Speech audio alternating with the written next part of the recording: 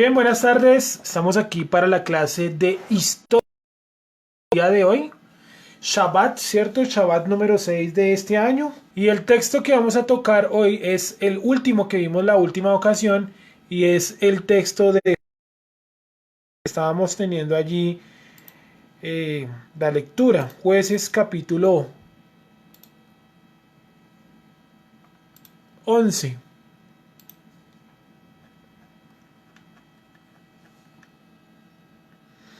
Jueces capítulo 11, versículo 36 en adelante, ¿vale? Jueces 11, 36. Para que lo vayan buscando, por favor.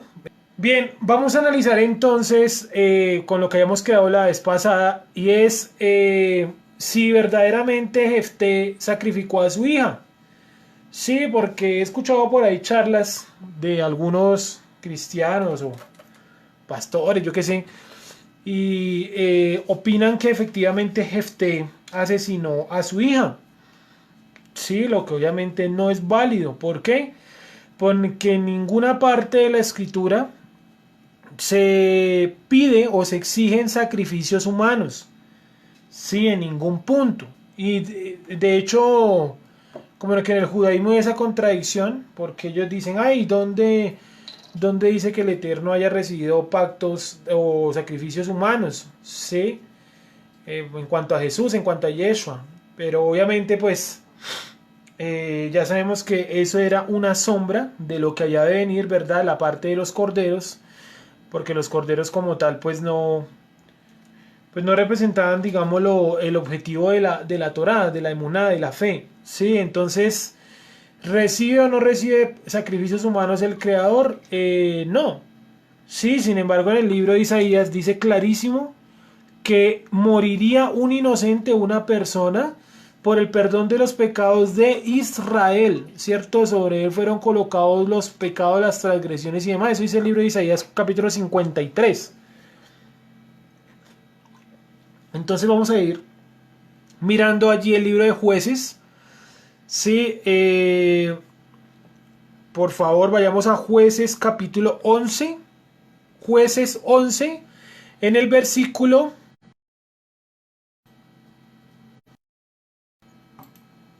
34, pero vamos a empezar primero desde más arriba.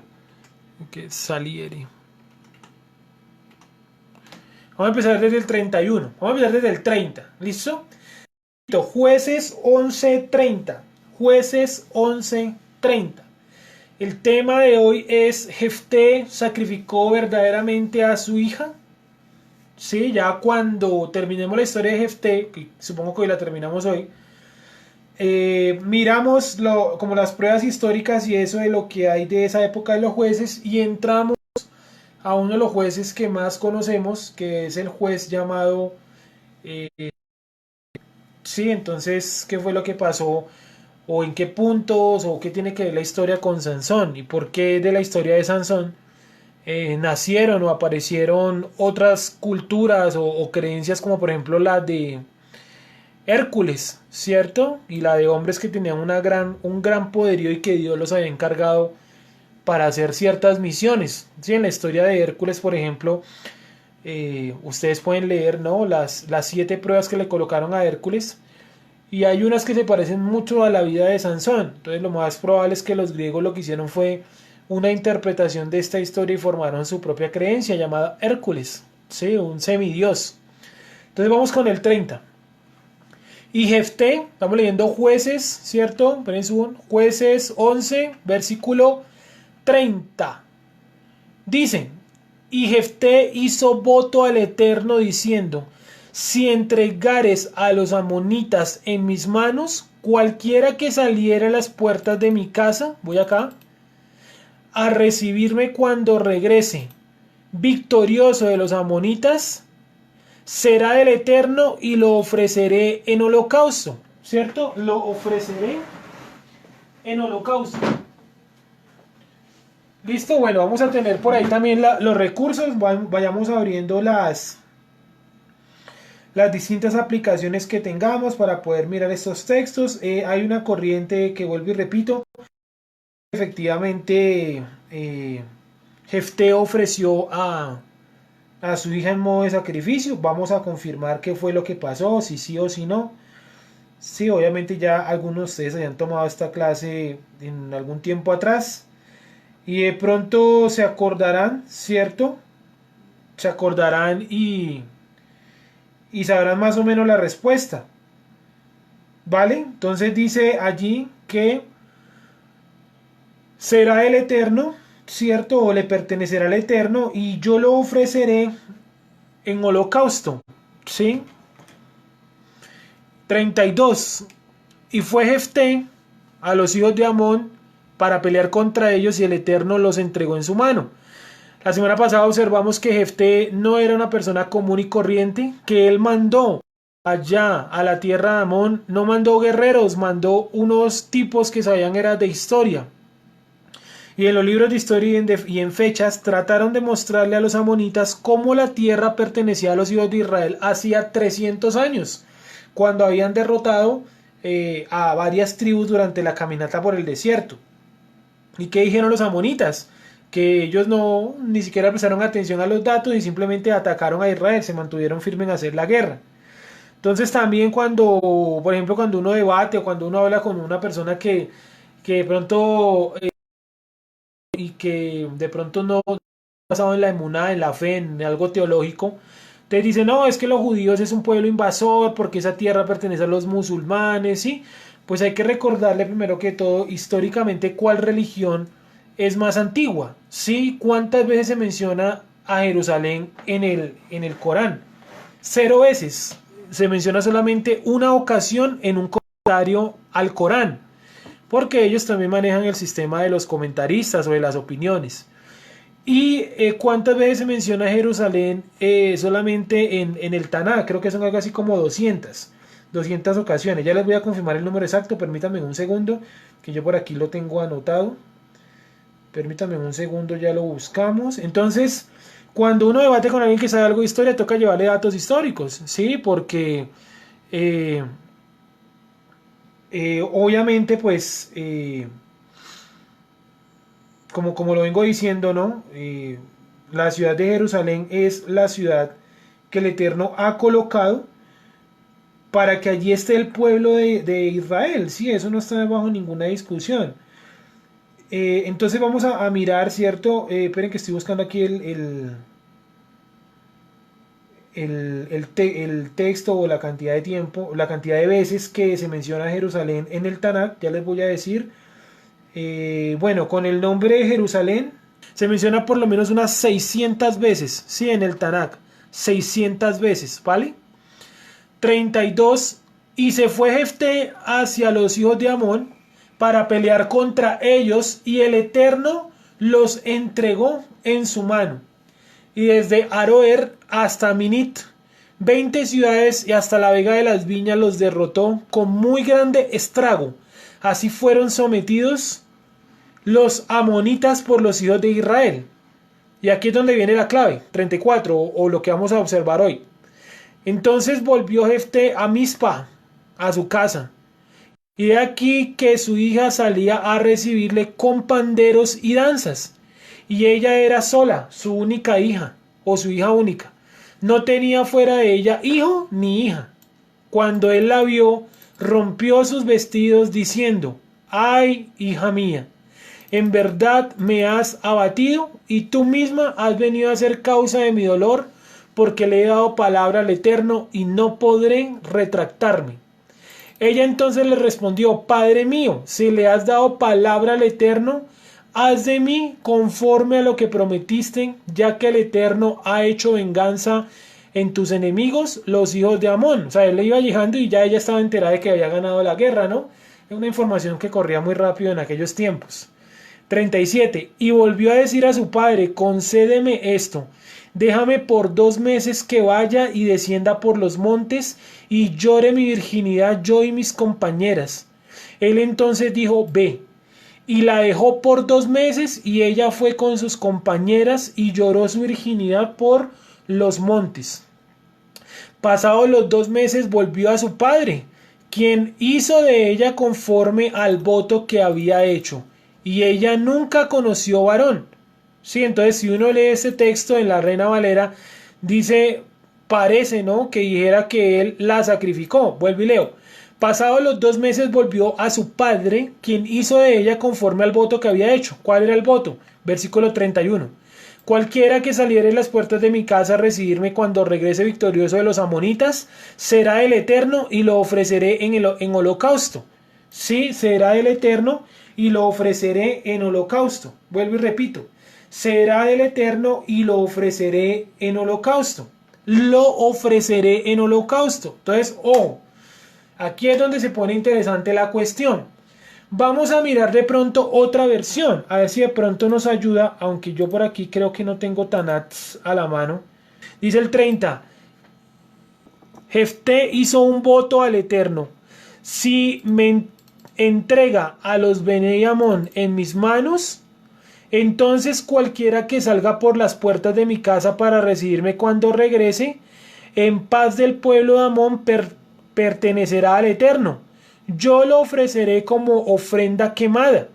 Sí, entonces aquí colocan la traducción. Bejaya, Hayotse, Asher, Yetse, Midaltei, Beiti, Likrati, Beshubi, Beshalom, mi Benei Amon. Sí, quería, ¿por qué leía hasta acá? Quería mostrarles esto, la palabra Benei.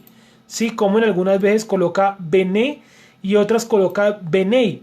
Sí, la terminación ya sabemos que es una I, una E con matrilectionis o una E larga con la ayuda final. Entonces varía de esta manera. ¿Sí? Entonces, básicamente, pues hasta ahí es lo que más o menos les he dicho.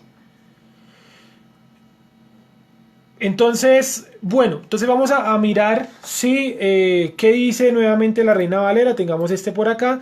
Dice el 31. Cualquiera que saliere por las puertas de mi casa a recibirme cuando regrese victorioso de los amonitas, será el eterno y lo ofreceré en holocausto. En esta expresión hay mucha discusión y es lo ofreceré en holocausto o solamente y ofreceré en holocausto, sin la necesidad del lo. O sea, sin personificarlo. Vamos a leerlo sin el lo. Yo no estoy diciendo que esa sea la forma correcta. Digo, vamos a leerlo sin el lo. Cuando regrese victorioso de los amonitas. No, perdón, 31 para darle cuerpo entero. Cualquiera que saliere de las puertas de mi casa a recibirme, cuando regrese victorioso de los amonitas, será el eterno. Y ofreceré en holocausto. Y ofreceré holocausto. Si ustedes van y miran la palabra, ahí holocausto, creo que es uno de los comentarios que nos colocaron, ya les leo, permítanme un segundo. La palabra es la palabra olá, sí, esta es la traducción, olá. Para los que han visto los sacrificios y para los que no, la palabra olá significa totalmente quemado o pasado por completo por el fuego. Y eso se llevaba a manera de agradecimiento, o sea, pertenecía a los sacrificios voluntarios, ¿sí?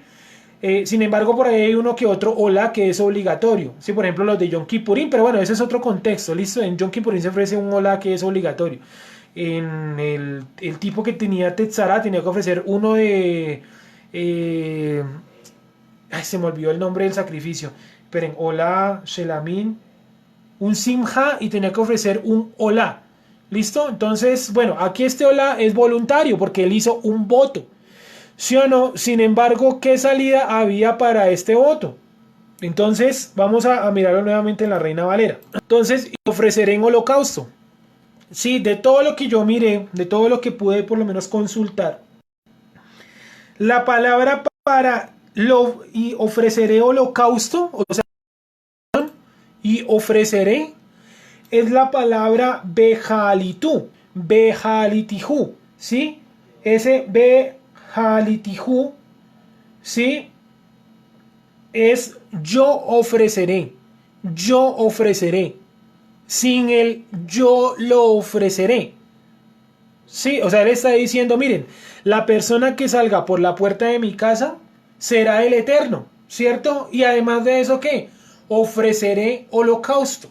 ¿Vale? Pero vamos a seguirlo leyendo a ver qué más, que hay otra cosa más interesante en la parte inferior. 32, y Jefté fue a los hijos de Amón, bueno, los derrotó, ¿cierto? Y así fueron sometidos. 34, entonces volvió Jefté a Mizpa, a su casa, y he aquí su hija que salía a recibirle con panderos y danzas.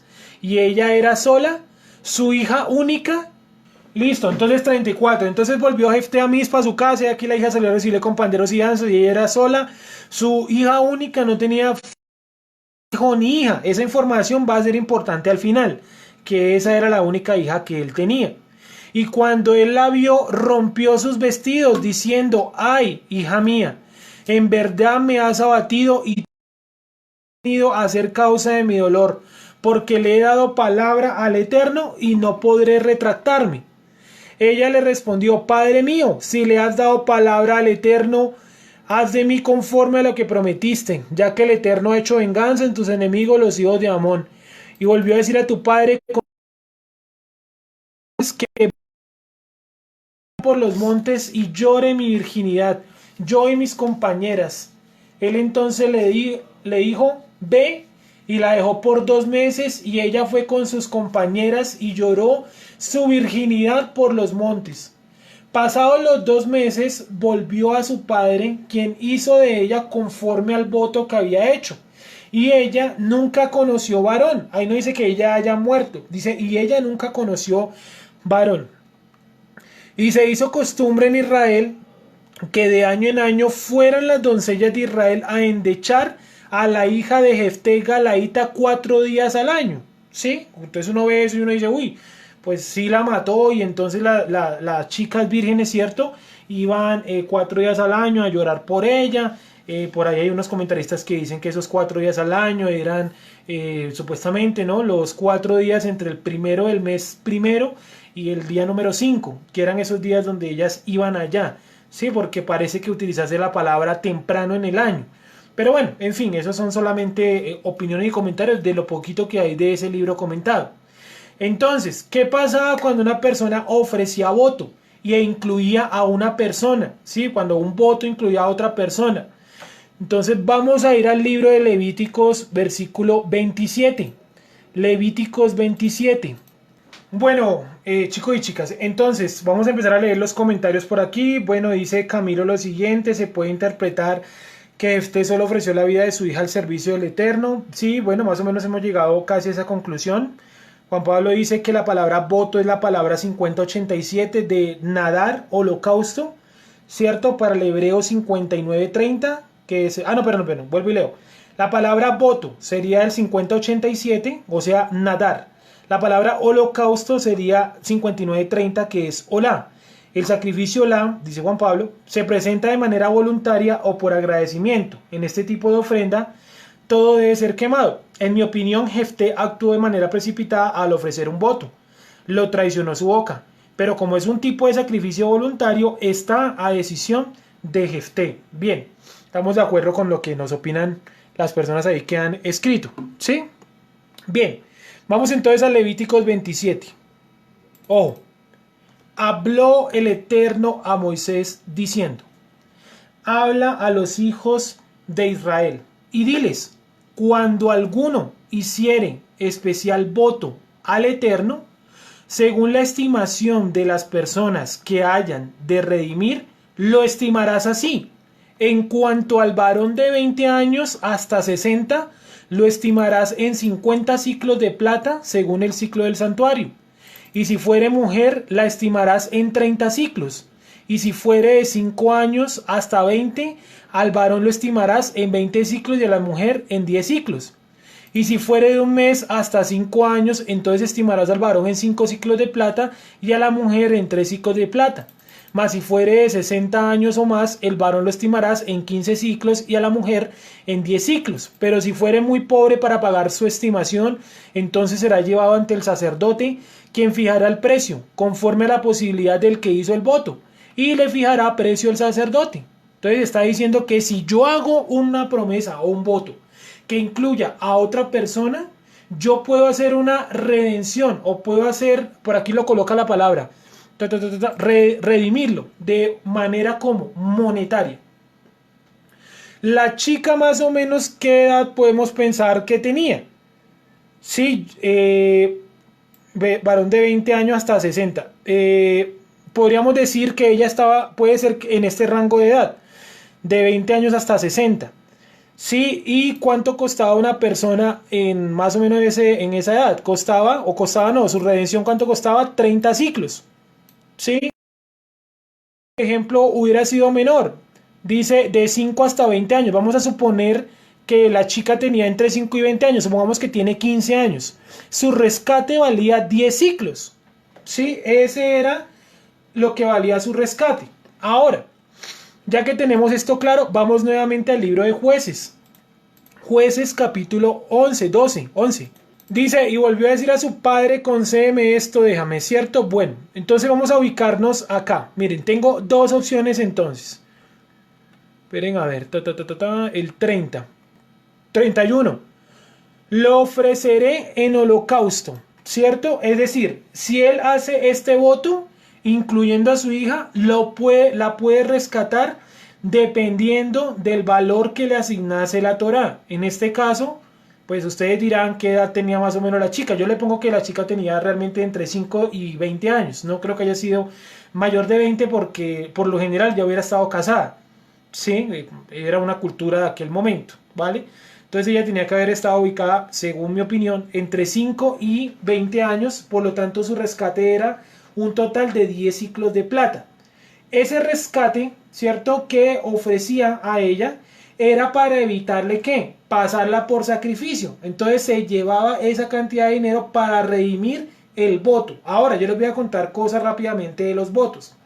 Según la Torah, esa es la manera como se redime en caso de que yo en un voto comprometa a otra persona, ¿cierto? En el caso, que eso lo vimos la vez pasada, que si una mujer hace un voto, ¿cierto? Que si lo hace estando casada, que si lo hace estando soltera, que si el padre, que si el esposo. Eso ya lo vimos cuando vimos, creo que la paracha donde está también lo de los nazarenos, creo que es en el libro de números, me parece, si no me falla la memoria. ¿Listo? Entonces tenemos allí esta información, que la chica, la hija de él, pudo haber sido rescatada por el valor que le asignaba la Torá en caso de que alguien comprometiera la vida de otra persona con un voto. ¿Sí? Yo también creo que el voto que hizo Jefté fue algo apresurado, porque en sí él no ofreció a su hija. Él lo colocó muy abierto, cualquiera que saliera por las puertas de mi casa. Y él más adelante se lamenta que la que salió por la puerta de su casa era la hija, sí, o sea, su propia hija. Él se lamenta por eso, o sea, ahí vemos que su voto fue algo apresurado. Entonces, ¿qué es lo que la solución que nos da la escritura? Que pague entonces la cantidad de lo que vale según la Torá. Pero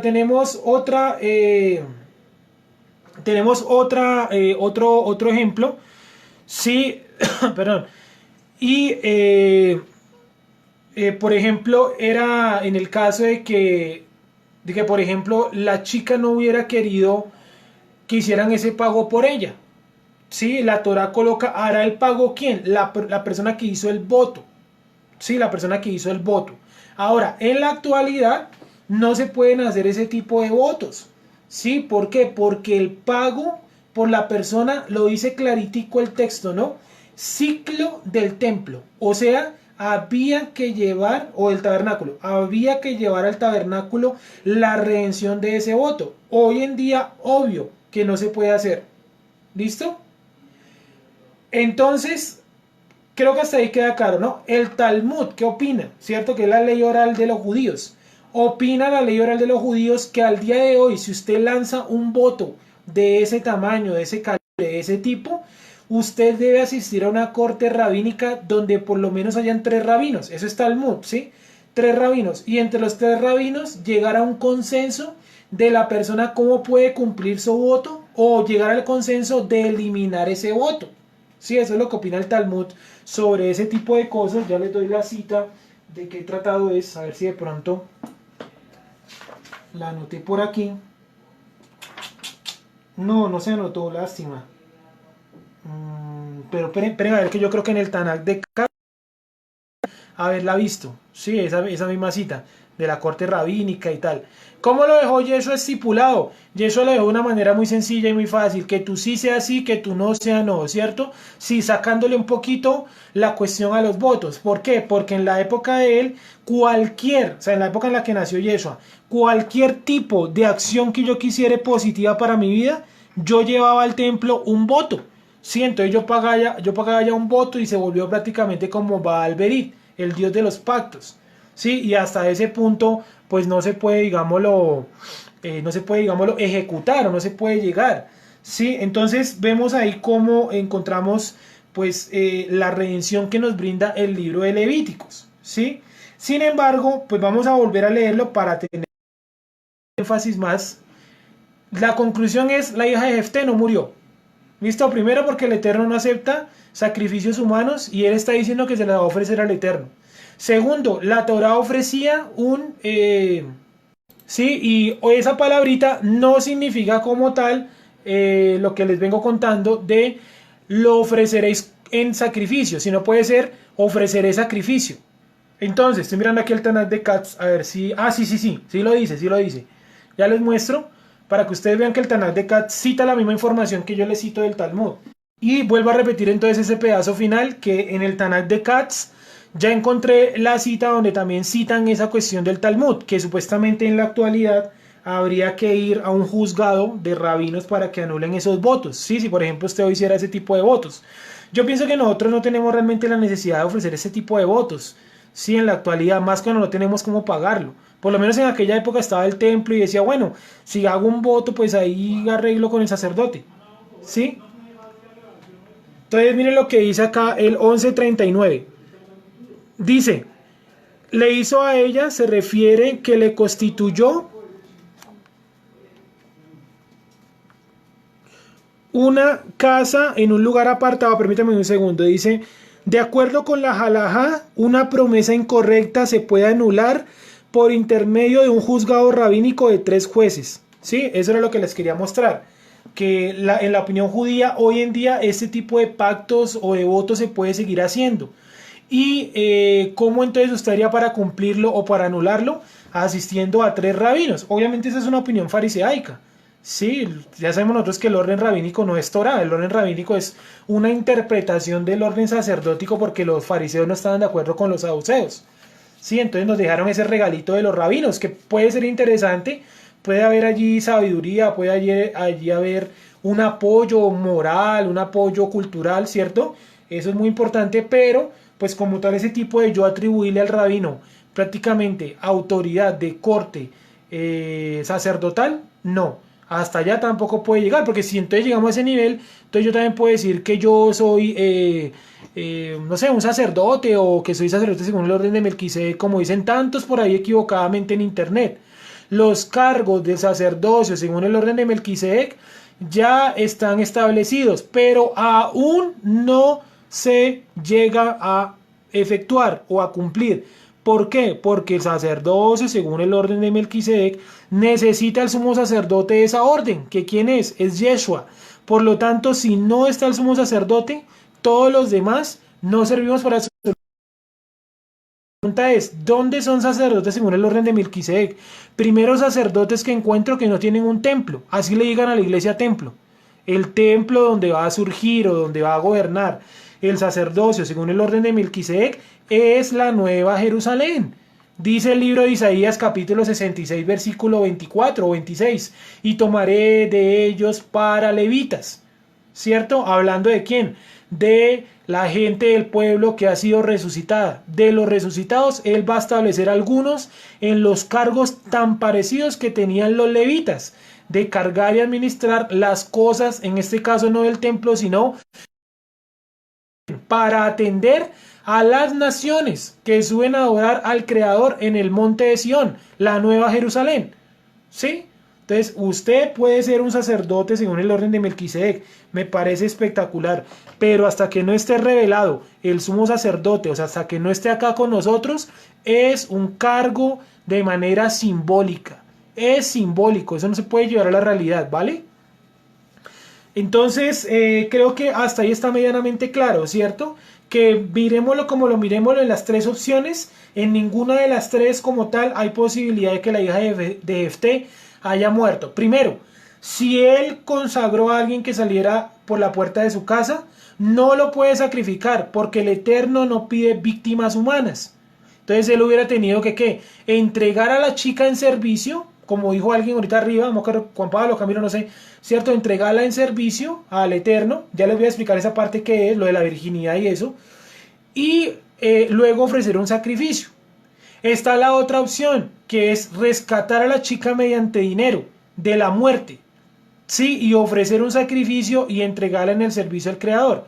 Y la otra es que diga ahí que él la va a entregar al servicio del Creador y que va a ofrecer un sacrificio póstumo que no tiene que ser obligatoriamente esa misma persona. ¿Listo? Porque la expresión no sería lo ofreceré, sino y ofreceré. Este lo cambia todo el sentido de la oración. Bejalitihu. Sí, bejalitihu. Entonces la palabra bejalitihu puede ser traducida ya sea como y ofreceré holocausto o en algunos casos lo ofreceré en holocausto o como holocausto. ¿Listo? Tanto es así que miren que la palabra hola aparece sola.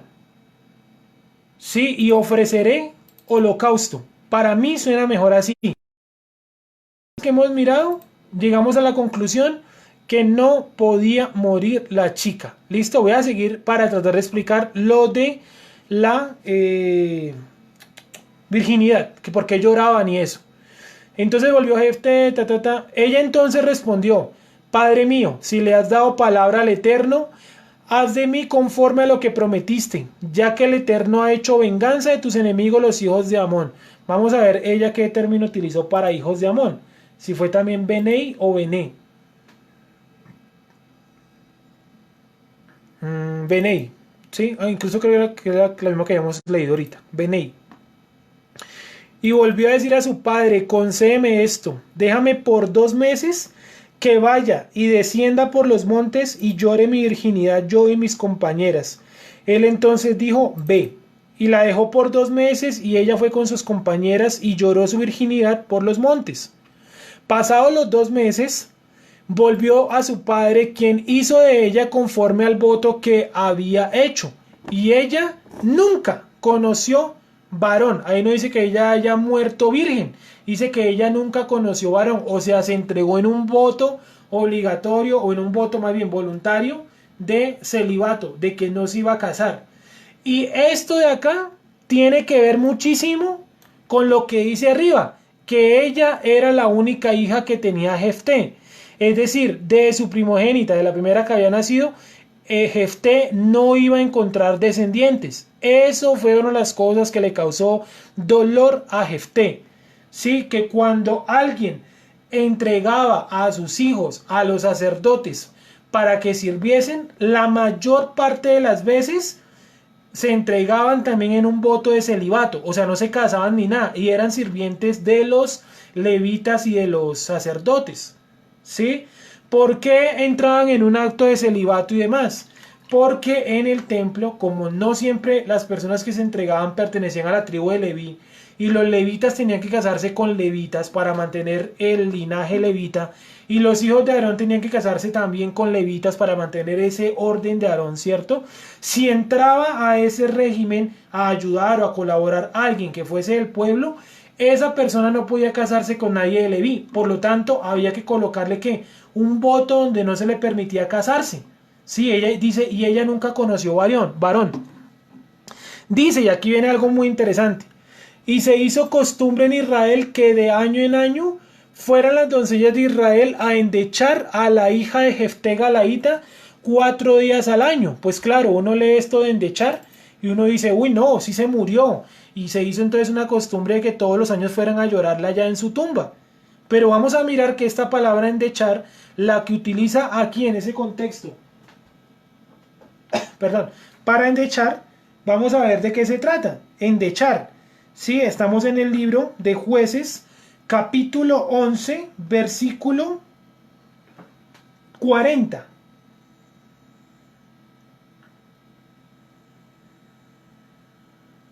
Sí, 40. La palabra es letanot. Letanot. Vamos a buscarla por acá. Versículo 40. Versículo 40. 33b, porque... Ah, verdad que esta es la doble columna. 33, 38, 40. Dice, después de 2 lunas, ella regresó a su padre. Él hizo lo que había prometido. Ella permaneció virgen. Miren cómo lo pone esta narración. Dice, entonces ella dijo a su aba, solo haz esta cosa por mí. Déjame estar sola por 2 lunas. Yo me iré a la montaña con mis amigas y lloraré porque moriré sin haberme casado. Sí, moriré sin haberme casado. Eso lo coloca hasta 37, versículo 37. Vamos a mirar en el hebreo qué es lo que nos dice allí. Sí, dice, yo moriré sin haberme casado.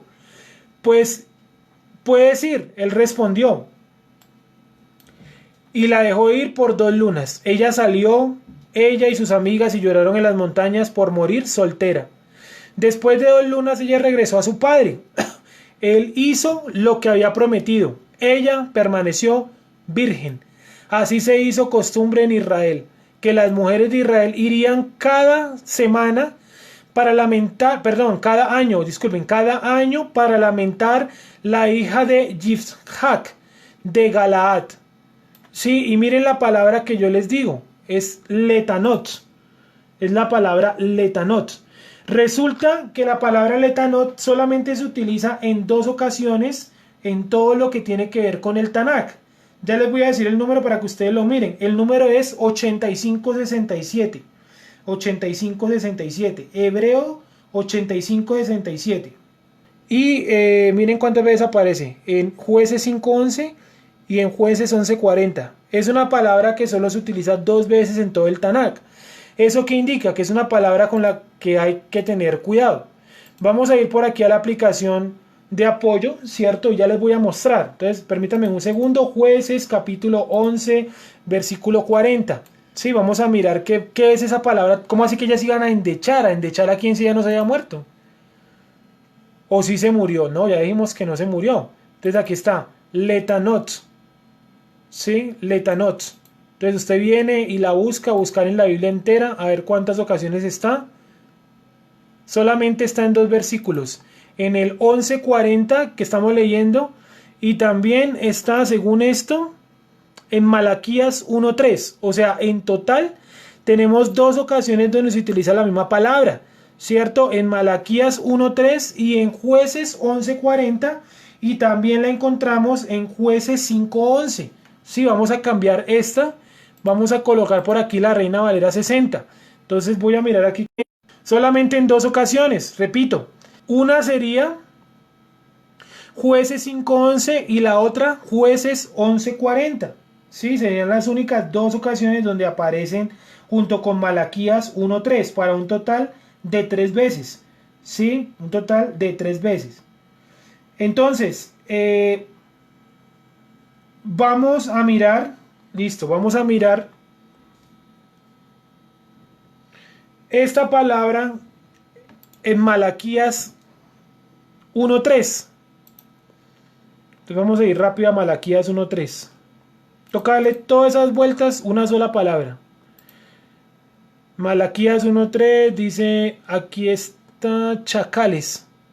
¿Sí? La palabra que se utiliza allá para chacales es una parecida. Taná, Tanat, ¿sí? Tanaot, como lo habíamos visto ahorita. Entonces, bueno, vamos nuevamente a organizarnos. ¿Listo? Vamos al libro de Jueces. Libro de Jueces. Voy a explicarlo de una manera que me haga entender. Jueces capítulo 11, versículo 40. La expresión endechar, dice que fueron a endechar. Perdón que estoy buscando por acá. Endechar. Bat. Sí, esta es la palabra para endechar. Ustedes la pueden buscar en sus aplicaciones y les va a salir la misma. 8567, endechar, endechar. Solamente está 2 ocasiones, 3 ocasiones, ¿cierto? En Malaquías, que significa chacales. ¿Sí? Chacales. Y en Jueces 5:11. ¿Qué nos dice Jueces 5:11? Lejos del ruido de los arqueros. Esperen y coloco un poquito de zoom para que ustedes puedan ver también. Ahí. Lejos del ruido de los arqueros en los abrevaderos, allí repetirán, los triunfos del Eterno, repetirán, repetirán, repetirán. ¿Sí? Entonces, ¿a qué iban las chicas realmente a visitar a la hija de Jefté? ¿Sí? A Letanot. ¿Qué es Letanot? Letanot no es endechar, no es llorar. ¿Listo? Voy a colocar otra vez el texto en la Reina Valera. Dice acá: y se hizo costumbre en Israel que de año en año fueran las doncellas de Israel repetitivamente, acuérdense que endechar no es eso lo que significa, a la hija de Jefté Galaíta 4 días al año. 4 días al año. ¿Sí? 4 días al año. Esa es la cantidad de tiempo que iban a visitar a la hija de Jefté. Repito nuevamente, aquí no dice en el hebreo, que es la palabra que les mencioné hace un momento. El hebreo, ya les digo cuál es. 85-67. Entonces, 85-67, la palabra Taná. Sí, ¿cuántas veces aparece? 2 veces. Acordémonos que la que está en Malaquía es Taná, pero con doble N, significa chacal. Y dice, por ejemplo, el 5. Lejos del ruido de los arqueros en los abrevaderos, allí repetirán. ¿Por qué no colocaron allí endecharán? ¿Se dan cuenta el cambio? Para tratarnos de vender la idea de que Jefté había asesinado a la hija. Allí repetirán. Vamos a leer ahora el 11:40. Y se hizo costumbre en Israel que de año en año fueran las doncellas de Israel a endechar, no, fueran las doncellas de Israel repetitivamente a la hija de Jefté Galaíta 4 días al año. O sea, ella se entregó al servicio de los que habitaban en el tabernáculo. El servicio era prepararle sus cosas, ¿cierto? Atenderlos, no sé, prepararle la comida, yo qué sé. Sí, todo tipo de servicio. ¿Y qué fue lo que sucedió? Que iban a visitarla al año 4 veces, 4 días. ¿Quiénes? Sus amigas la iban a visitar, y eso se hizo una costumbre repetitivamente. Cada año hacían lo mismo. Las amigas iban hasta donde ella a recordar cuando ella había, por votación o por voto o por voluntad propia, entrado en una cuestión de celibato.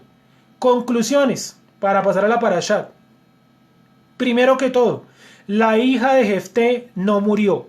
Tenemos 3 opciones. Primero, si la hija de Jefté fue ofrecida para sacrificarse, había la forma de redimirla.